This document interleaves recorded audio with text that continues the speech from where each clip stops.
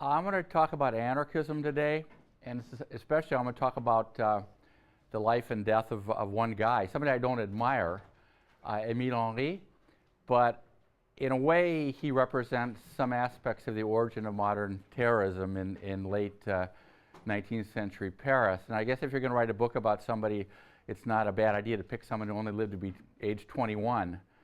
Can make for a shorter book because he was guillotined, as you'll see, in 1894. There we go. First of all, anarchists, unlike socialists, did not want to capture the state, seize control of the state. They wanted to destroy the state. They wanted to abolish the state. They viewed political participation, and in this way they were rather like the syndicalists, as sort of propping up capitalism and its army defending the interests of wealthy people. The first anarchist was a man called Proudhon, whose influence really is in the 1850s and 1860s. And Proudhon was from the east of France. He was from Besançon in the east, and he once wrote a pamphlet called Property is Theft in 1841. He meant too much property or unearned property was theft, but it was a provocative kind of title. And he once wrote the following: "To be governed is to be watched, inspected, spied upon, directed, law-driven, numbered, regulated, enrolled, indoctrinated, preached at, controlled, checked, estimated, valued, censored, commanded by creatures who have neither the right nor the wisdom nor the virtue to do so.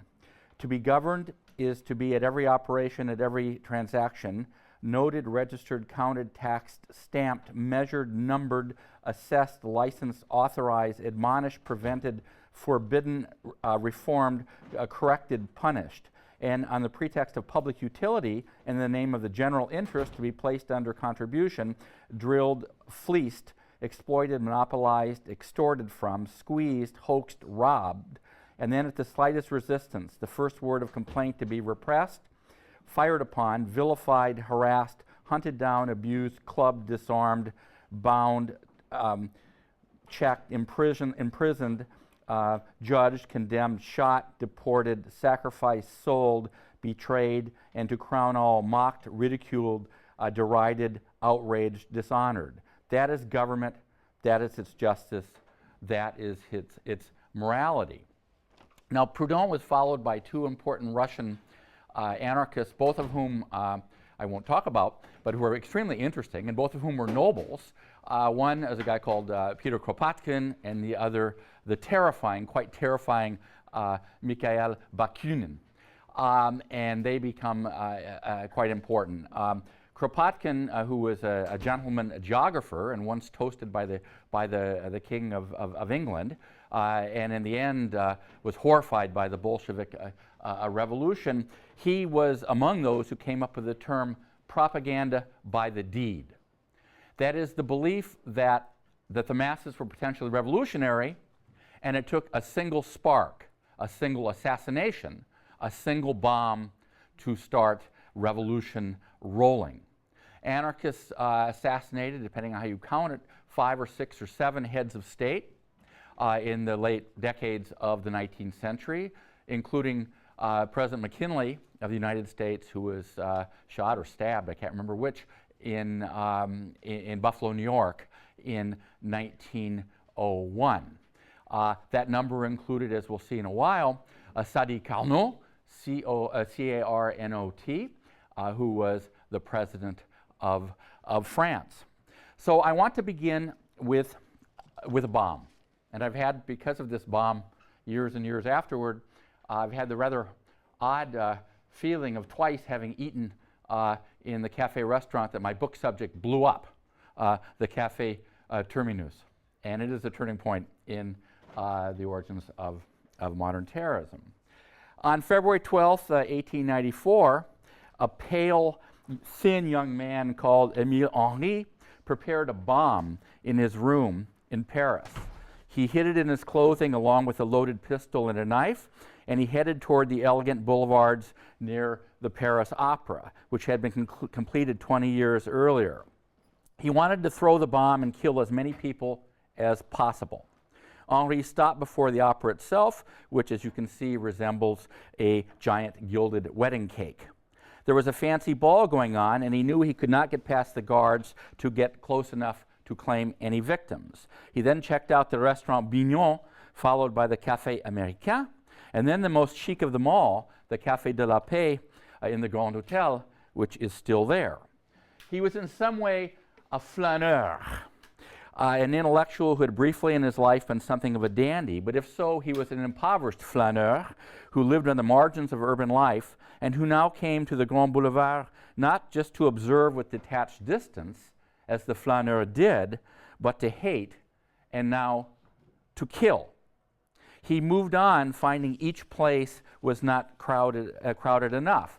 At 8 p.m., he reached the Café Terminus, right next to the Gare Saint-Lazare, around the corner from the Gare Saint-Lazare, and as the cafe was slowly filling up, he ordered a beer, and soon another, and then a cigar, and in a rather un-anarchist-like gesture, he paid for them as the small orchestra played on.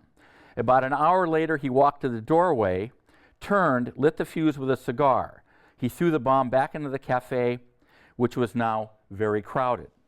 Already famous for its great expositions, Paris, more than ever identified with leisure and with consumerism, had become a permanent exposition in itself. Its boulevards, the staging ground, as you shall see later in the course, for the Belle Époque.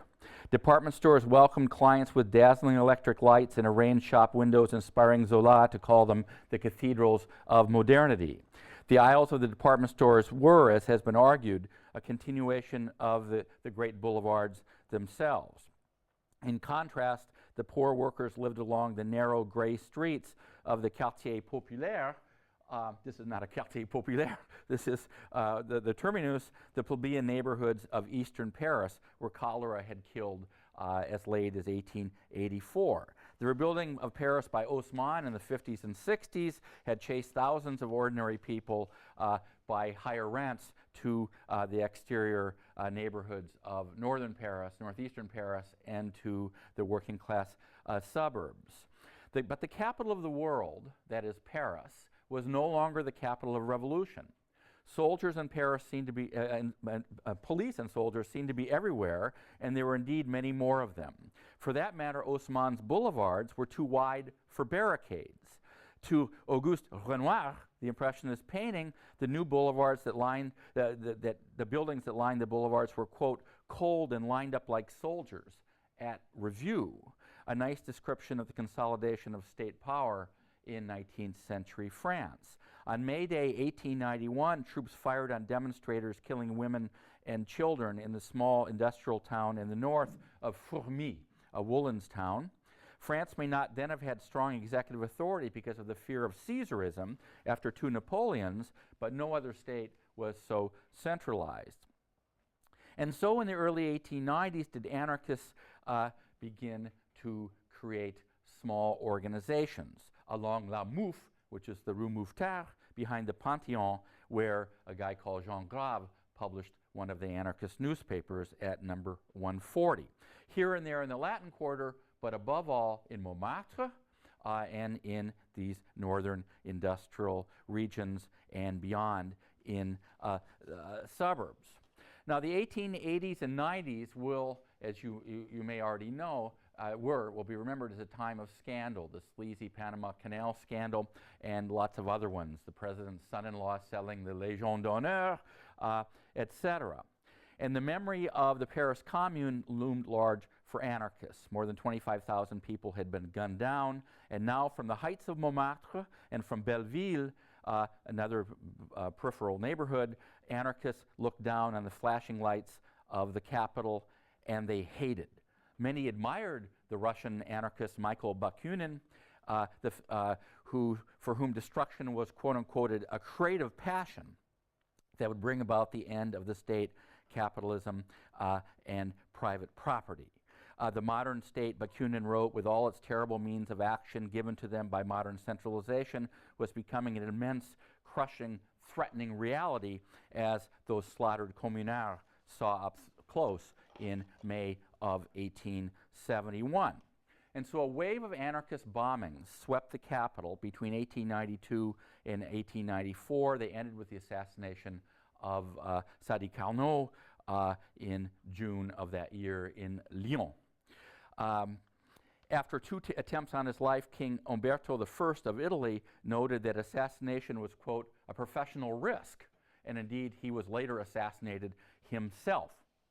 Yet, many of the anarchists were people of peace, indeed, and women of peace, in the case of Louise Michel, about whom you can read.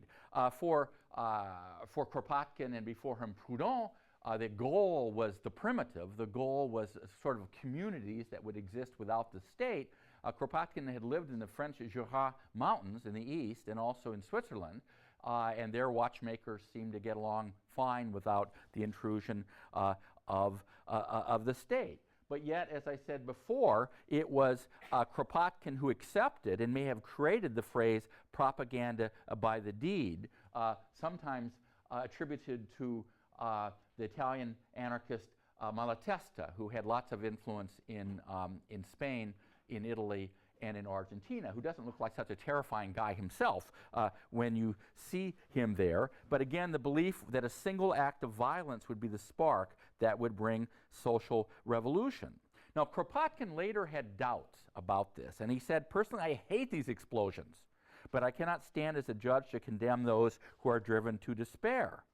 And he had, after all, in 1880, described the importance of permanent revolt by oral and written propaganda, by the knife, the rifle, and dynamite. Everything that is not legal is good for us. Now, dynamite was invented by that man of the Peace Prize, Alfred Nobel, in 1868. And what it seemed to do was level the playing field. It seemed to represent a modern revolutionary alchemy and as a compensation for many evils, for humiliation and weakness, for discrimination and frustration, for anger at social exploitation and injustice. The German anarchist Johann Most, who came to the United States, he had written in his newspaper Freedom that it was within the power of dynamite to destroy capitalism, just as it had been within the power of gunpowder and the rifle to wipe feudalism from the face of the earth. An American anarchist crowed before being hung in Chicago, Haymarket, 1886, in given dynamite to the downtrodden millions of the globe, science has truly done its best work. The famous Ravachol, François Claudius Ravachol, took this to heart. He had been born in gnawing poverty near Saint-Étienne in 59. His father, a Dutch mill hand who abandoned his wife and 4 children. In primary school and at Mass, he was embarrassed by having clothes so shabby that they resembled those worn by beggars. He worked here and there, but periods of unemployment became longer. He turned toward anarchism, also to grave robbing, counterfeiting, and finally murder, strangling a strange old hermit who had a lot of money stashed away in his house in the hills near Saint-Étienne. He was arrested, managed to escape the police wagon, and went to Paris living under an assumed name. In 1891, police fired on demonstrators on the Boulevard Clichy in Paris, on the edge of Paris. 3 were hauled to a police station and they were beaten up, put on trial, and 2 condemned to long prison sentences. Ravachol's 2 deeds followed. He bombed the houses of 2 of the magistrates on the Boulevard Saint-Germain, very elegant neighborhood, and on the Rue de Clichy, voilà. On the way home, he stopped in a restaurant called Le Verry, V-E-R-Y, with an accent, on the Boulevard Magenta, a way to remember the scar he had on his left hand. 3 days later, he went back to the same place to eat because he'd eaten well. It took 10 policemen to subdue him. See this hand? He told judge and jurors, it has killed as many bourgeois as it has fingers. He was guillotined on the 11th of July, 1892, in the Loire, in Montbrison. Several days later, a bomb destroyed the restaurant, Le Verry, killing the patron, the owner, leading to the ghoulish pun that served as an anarchist signature, vérification. Ravachol so terrified contemporaries that for a time his name became a French verb. To ravacholiser quelqu'un, somebody, was to dynamite them. And after his death, the anarchists of Paris and their exiled friends in London from all over the continent debated long into the night the wisdom of such attacks. A wood print, here you can see it, by the artist Charlotte Morin, reproduced in a widely read anarchist newspaper, portrayed Ravachol as a martyr, his defiant, heroic face set within the frame of a guillotine. Some sympathizers began to compare their martyr Ravachol to sort of a violent Jesus Christ. Both Christ and Ravachol were 33 when they were executed. An anarchist sang a song called La Ravachol, that is the song of Ravachol, to the tune of Ça ira, a song from the French Revolution. In the great city of Paris live the well-fed bourgeois and the destitute who have empty stomachs, but they have long teeth. Long live Ravachol, let's dance the Ravachol. Long live the sound of explosions. So it will be, so it will be. Ça ira. In his eulogy for Ravachol, an anarchist critic, art critic, Paul Adam, literary critic Paul Adam, warned that the murder of Ravachol will open an era. And it did. An anarchist writer outraged public opinion by provocatively stating, "What do the victims matter if the gesture is beautiful?" Le beau geste. A veritable psychosis took hold of Paris, with people of means afraid to go to good restaurants or the theater, and in nice neighborhoods, people fearing to rent to magistrates for fear of les dynamitaires, the dynamiters. Nearly 20 Parisian dailies carried each installment of anarchist attacks. This is a bomb. This is called a marmite. It's a pan, it's a casserole, but it's a bomb.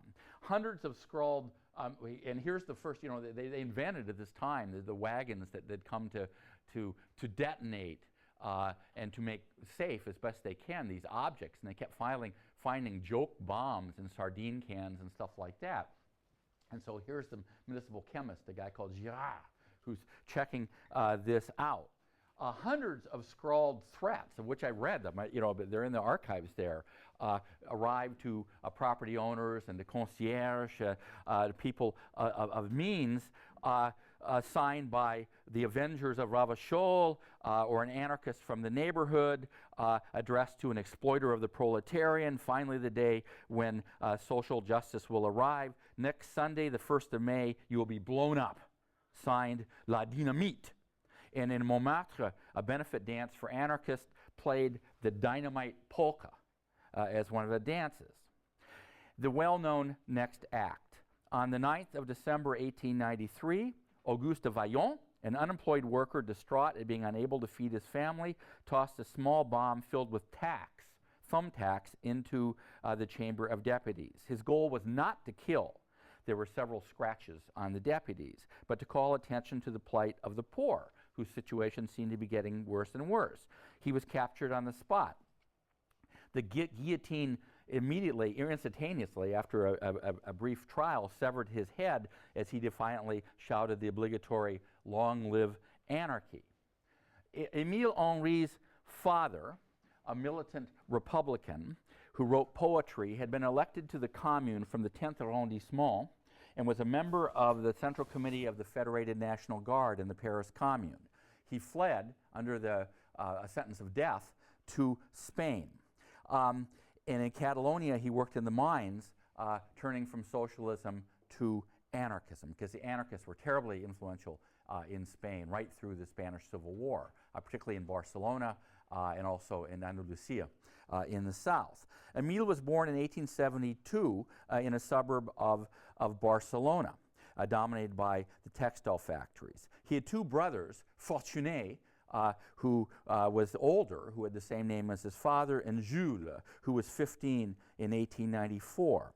Following his father's death in 1882 from what appeared to be mercury poisoning, Madame Henry returned to Paris with her children, or to the region.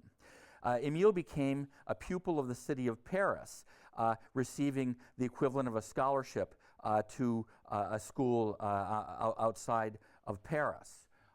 His mother had a little bit of land that had been in the family and started up an auberge right down the street from this. I was actually an inn. I was actually able to find it, to go out to this place called Brévannes, which now, sort of strangely enough, is not all that far from Euro Disney, but then was truly in the countryside. So Emile Henry becomes a scholarship student.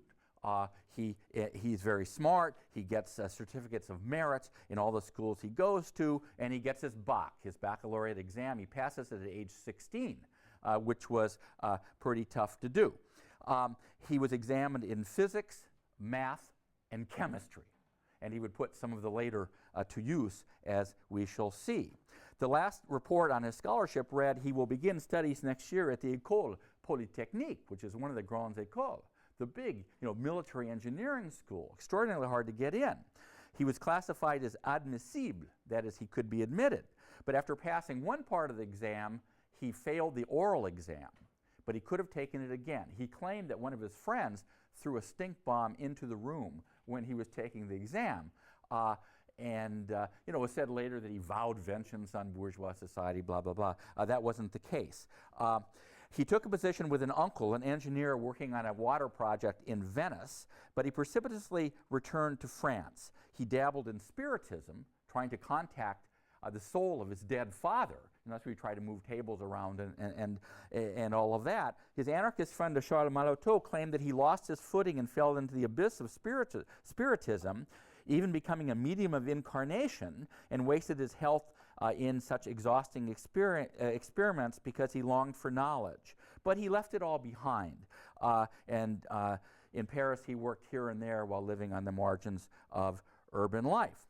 His brother, Fortuné, became an anarchist and was a prominent orator at the meetings and debates held in smoky halls and cafes on the edge of Paris, principally Montmartre and the Faubourg du Temple and in the Latin Quarter. And he went to jail in 1894 for things that he'd written. Émile, now 20 years of age, vous voilà, pas mal parmi vous.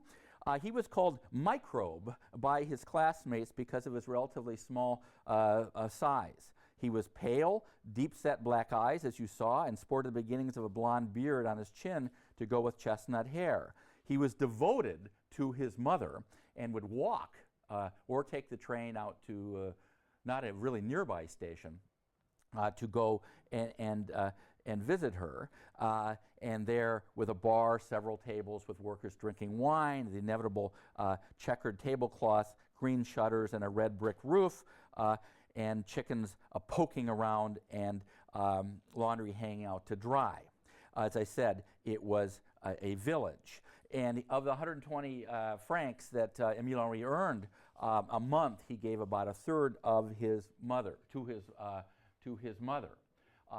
Here she is down below, and there she is up above on the left, prematurely aged, and that is one of the places that he lived that we'll see later, and where I've been to everywhere that he lived. I've managed to get into the buildings of everywhere he lived.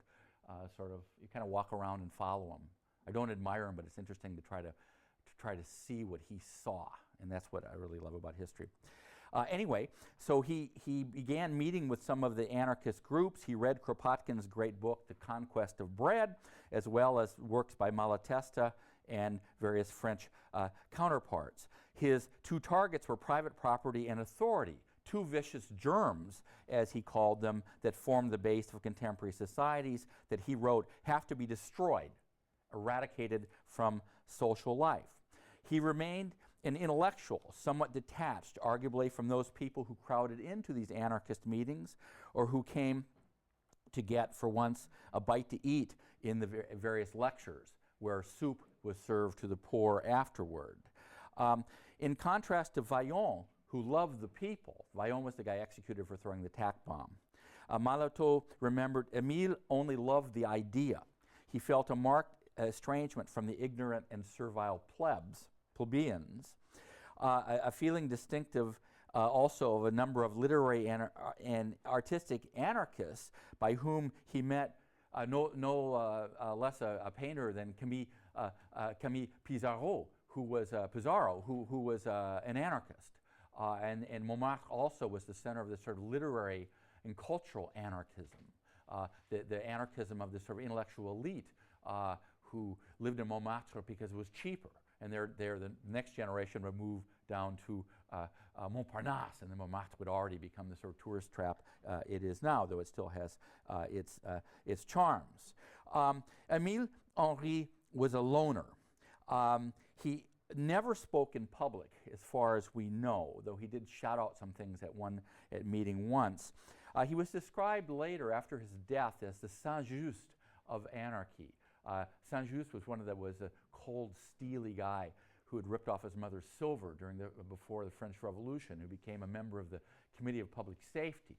And he and Robespierre were the sort of main men of the Committee of Public Safety. So he didn't speak like Fortuné, who was a really gifted orator.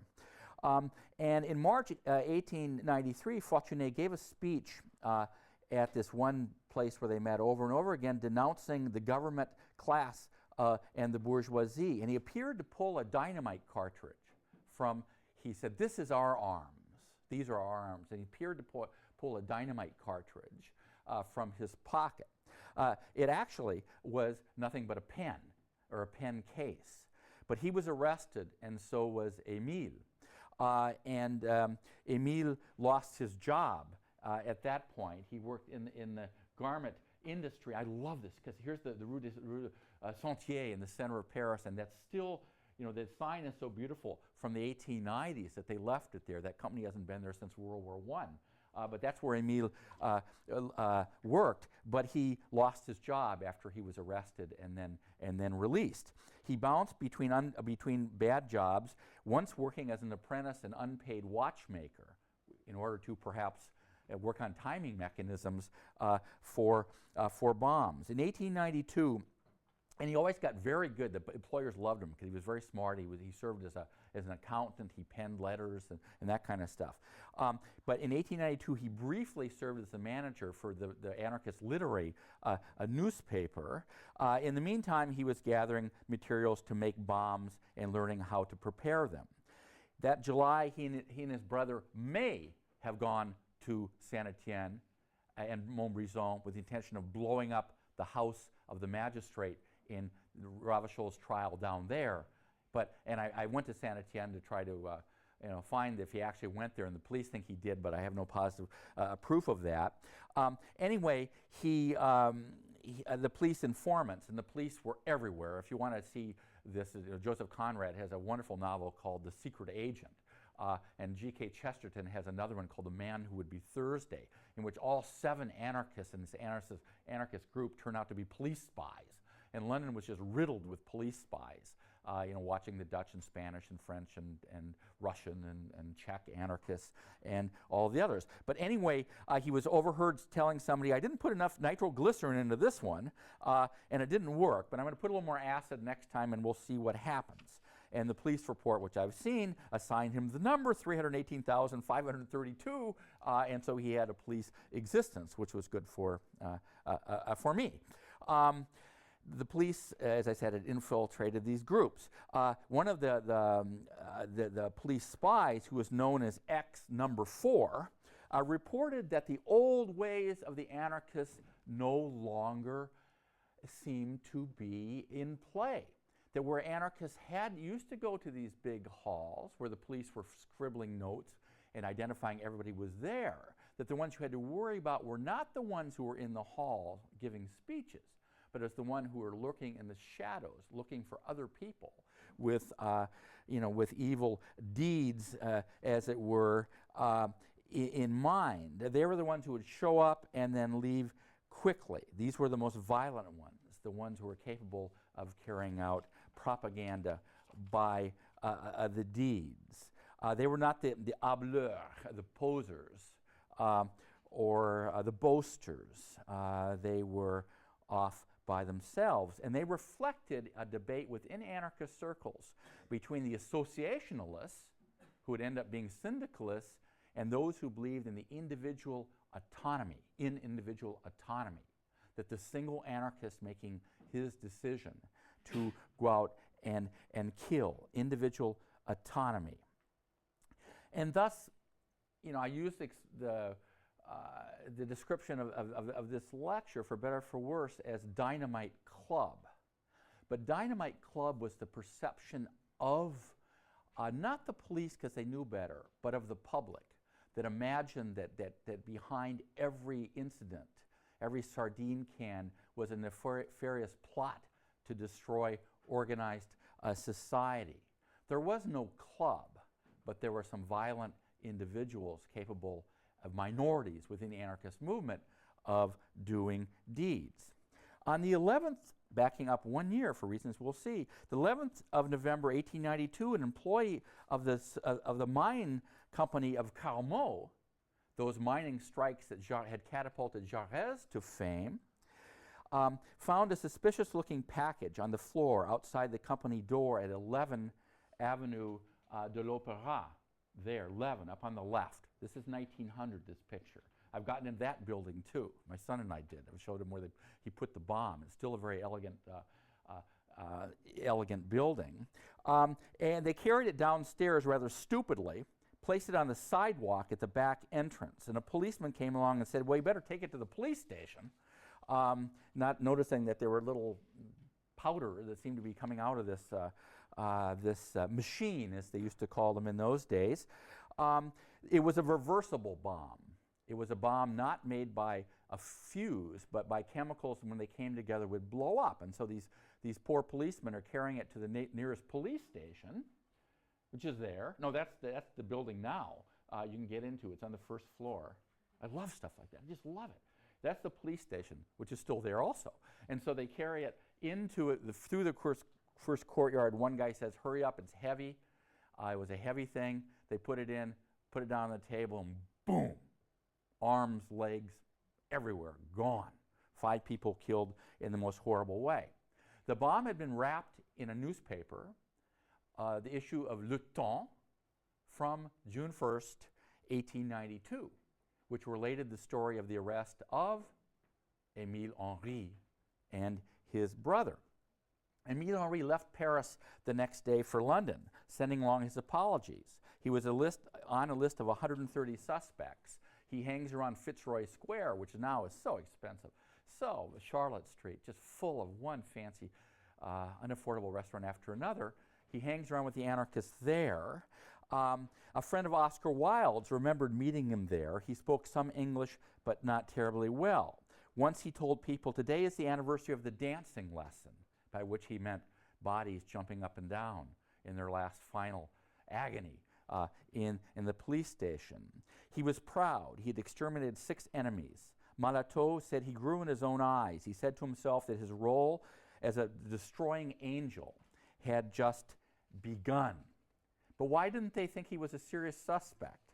Well, because a policeman that particular day, in November 8th, 1892, he'd gone to work near the Gare du Nord, the Station of the North. He had 2 errands to do. One was near the Church of the Madeleine. The second was way up by near the Arc de Triomphe. His boss gave him some money to do these errands. And a policeman tried to do the same thing and said that he could not have gone back to his house in Montmartre, to the 5th floor, Rue Véron, it doesn't matter. I love this stuff. And got the bomb, gone all the way back down to the Avenue de l'Opéra, and then finished his errands and got back in 2 hours and 15 minutes. Pas possible. So I did it. I replaced tramway and omnibus with buses and metros, and I replaced a carriage, I never take cabs, with a cab. And my cab couldn't turn left on the Avenue de l'Opéra, so I subtracted 11 minutes. I paused. I couldn't get that day into one of his houses where he put the bomb. And I came back in about 2 hours and 15 or 16 minutes. Somebody did the same thing in 1894 and said he certainly could have done it. Anyway, old Emile is off in London. Now, I'm just trying to now to imagine what he imagined. What converts him to anarchism was the appalling gap between the wealthy and the poor in Paris and other places. The heritage of his father, of course, had something to do with it. Never had people lived it up in such flamboyant, one could even say egregious ways, as in Paris in the Belle Époque, the so-called gay 90s. Now, the nostalgia for that is a creation really of how horrible things would be later with World War I, but still. And the Belle Époque was not belle for very many people. But what leads him to anarchism is that. Everywhere he lived, that was the only place, the exception a minute ago, which was near the Bastille, everywhere he lived was on the edge of Paris. And everywhere he lived, the facades of the buildings are still the same. This is one that's near Montmartre, and they're building Sacré-Cœur. This is from that same time. It hadn't been completed yet, but its big bell drowning out the whole city hadn't been put in there. But this Sacré-Cœur was built where the commune had started, and it was seen as a monument of penance for the government of the moral order. And so they hated this, and they refer constantly to this. They have fantasies. Zola wrote a novel called Paris in 1898, which is modeled after Emile Henry and some of these other people. And the brother of this priest who, like the REM record, is losing his religion, he has these fantasies about blowing up Sacré-Cœur. And Emile Henry lived near there. He lived in the Rue Véron, which is now fairly chic. He lived on the top floor up there. That's where he went to get the bomb.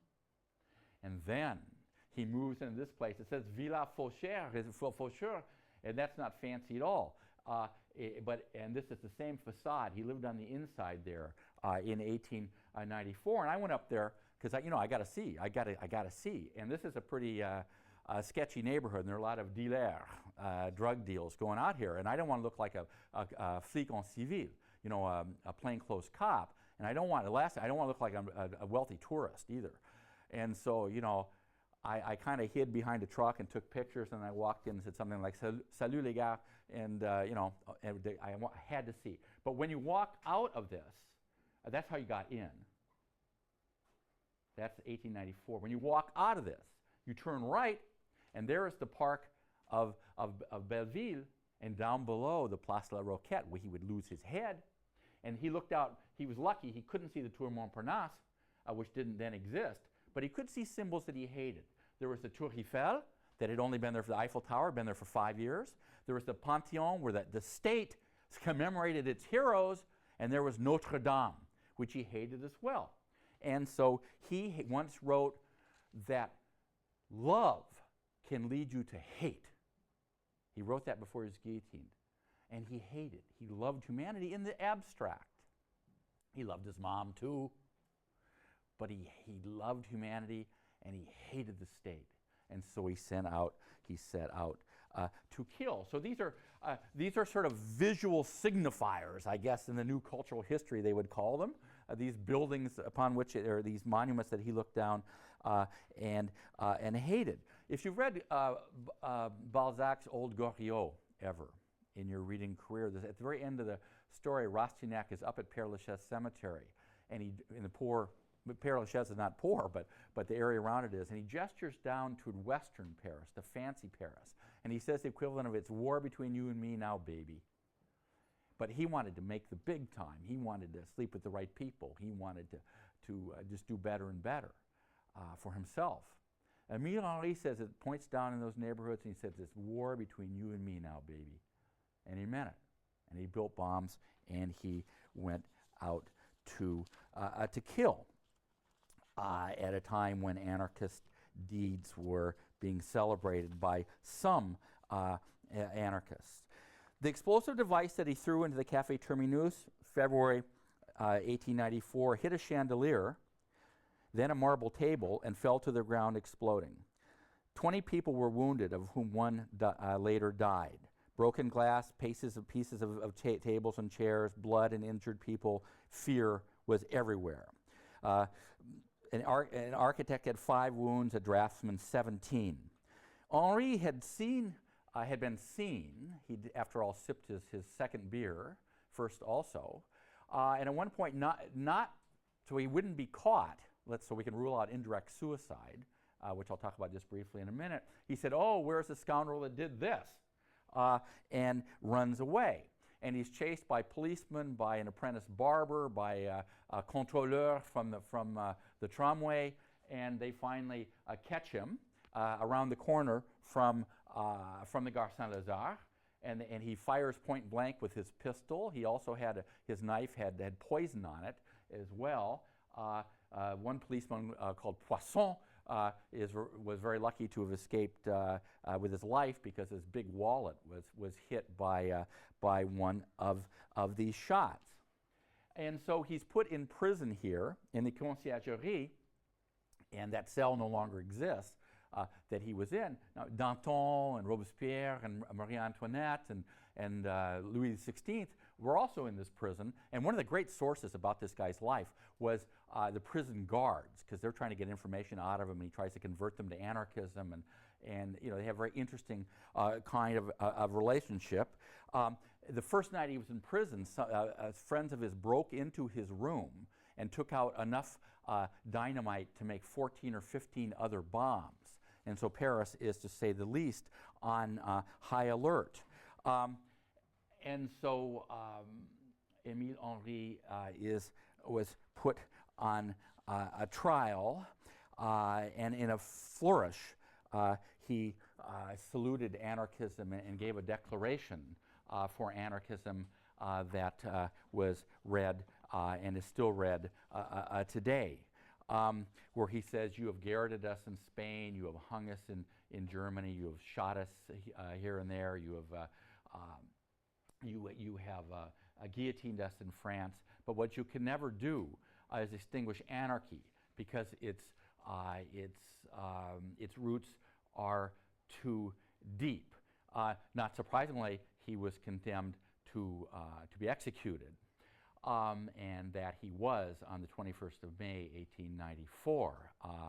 And in early morning, at 4 in the morning, and the executioners all come from the same family. And this guy called Diblair was the execution. I got to go back to that woman in a minute. This is Diblair, who was called Monsieur Paris, who was the chief executioner, and for him, one more execution was just one more execution. The last public execution in France was 1936. The last execution in France, using a guillotine, of course, comme d'habitude, was 1972 or 1973. I can't remember what date. And in the chill of that morning, where people paid for seats on the roof, and there were little children whose parents bought them seats, as if they were on the roof, as if you were outside Wrigley Field, watching the Cubs from a roof far away. Executions were festive events for those people also, finishing their nights, and there was always sort of some speculation about when this is going to happen. When is he finally going to be executed? And the scene, which I've tried to recreate in this book, of Diblair, of the wagons with the wood of justice showing up, and with the apprentices doing their work and putting up this guillotine, as if you're putting together this basically perfect toy that didn't need any nails because everything fit together so well. These guillotine scenes were so important for anarchists also, because it's part of the idea of martyrdom, of revolutionary immortality. And this comes from a Christian religion also, doesn't it? The execution scenes. You see what I'm saying in that, but these scenes of the martyrdom and the use that anarchists put to this are still rather important.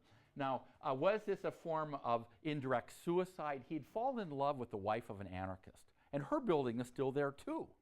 Ironically, not far away from the place where he was executed. And he hit on her, and they would go out with the husband to his auberge, and he would proclaim his love, and she kind of blew him off. Was it an indirect suicide? No, obviously not, because he tries to escape at the end, and then she, in real anticipation of the modern life, she is out giving interviews to the journalists after his execution. She's saying, oh, he loved me so much, and one can well understand why. The whole thing was just incredible. But it was not any kind of indirect suicide at all. But what do I mean about the origins of modern terrorism? What was new about it? Well, a couple things. Ravachol, Vaillant were very poor. Ravachol was a pauvre type, a sad sack. Vaillant was not. He was a very honorable person. Most of the people in Western Europe, there's some exceptions in the Russian case, but these were anarchists. It's a group called People's Will, were ordinary workers. Emile Henry was an intellectual. He was an intellectual. That's new, but that's not as important as what else was new. Instead of targeting a head of state or a uniformed person, as other anarchists had done, he just picked people who were having a beer, petty bourgeois that he hated because they propped up capitalism, and threw the bomb at them, knowing he was going to kill a lot of them. He sat there and looked at them. There's a very amazing scene in Battle of Algiers, in the movie Battle of Algiers, where this woman's going to place a bomb, and she's looking at people that are going to die because of what she is doing there. And he looked at these people and he said, I'm going to kill you. I'm going to kill you because I love, I hate. And that's really new about it. Is it worth at all musing about what this has to do with modern terrorism? I don't know. Just a few reflections. There's no doubt about that there are some connections. If you take, Osama bin Laden, for example, he announced, as everybody knows, in the late 90s that he will attack civilians, American civilians, just like American military people. That's perfectly obvious. That another connection is within modern terrorism. I mean, you have this sort of alliance between intellectuals, students, and people who are simply down and out. I mean, there are big differences also. I mean, the suicide bombers is something, it's very different. But still, there are things that are worth thinking about. Third, the whole idea of revolutionary immortality, that you kill people, you die, and you have revolutionary immortality. For many fundamentalist terrorists, you pass into this immediately into this nirvana. Fourth, both set of terrorists target a powerful enemy, a structure they set out to destroy, and try to kill one, warn 1,000, goes an old Chinese proverb. And they want to attack the state and capitalism in the case of the anarchists, and the targets are perfectly obvious in the case of contemporary terrorists as well. Fifth, dynamite, like roadside bombs, are seen as leveling the playing field. You attack, you can prove that you are strong, when in reality you are weak. They demonstrate that powerful states are vulnerable even to small groups of determined anarchists. Next, also these groups, as I said, their tendency is always to try to find one person running the whole show. That's absolutely not the case in the case of the anarchists, as I already said, nor is it the case now as well. So the French government then and officials now have a tendency to look for centrally organized massive conspiracy instead of acknowledging this role of small groups or even isolated individuals undertaking locally organized or freelance operations. Anarchists, to repeat, always emphasize the full autonomy of the individual, indeed the potentially murderous individual, as the case, as I've said. And I obviously detest everything that Emile Henry stood for, but I've tried to understand his hatred. Yet there's one more thing that could be added too, is that when you think of the word terrorism was originally applied to actions taken by the state to terrorize. The terror was terrorizing opponents in the French Revolution. And it's often forgotten that the vast majority of victims of terror are victims of state terrorism. And the anarchists hated the state because they'd seen up close what state terrorism did in the wake of the Commune. And the beating up of the police at Clichy, the massacre of the innocents, of these women, young women, gunned down during the strike in the North, or demonstration in the North in 1891, must be remembered. During the 1890s, anarchist attacks, which were terrible, killed a maximum of 60 people, tragic, wounding more than 200. But if you look at state terrorism, the ratio somebody has figured out stands at approximately 260 to 1. 260 victims of state terrorism as opposed to one victim of this horrible thing. Terrorism has thus become part of the political process, what has been called a danse macabre, or a macabre dance between states and their fiercest opponents. The two interact dynamically and need each other. The hatred of dissidents is only further stoked by the overreaction of authorities. It simply encourages attacks.